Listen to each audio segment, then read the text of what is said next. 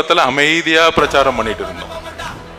நம்ம பாட்டிக்கு வீடு வீடா போய் எப்பொழுது என்னுடைய தங்கை கர்ப்பிணி பைய வயிற்றுல கை வச்சாங்களோ அன்னைக்கே முடிவு பண்ணிட்டார் தலைவர் முதல்ல வட சென்னையில இறங்கணும்னு.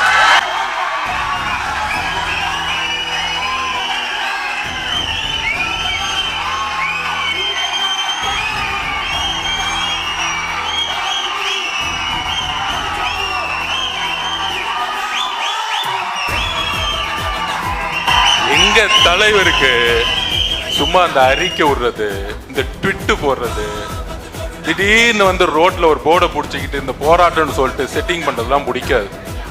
நீ இந்த தேர்தலை தானே ஜெயிச்சுக்கிட்டு இருக்க, அதனால தானே இந்த ரவுடிசம். அந்த தேர்தலையே ஒன்னு இறக்குறேன் பாரு, எப்படிலாம் வச்சு வச்சு வச்சு வச்சு வச்சு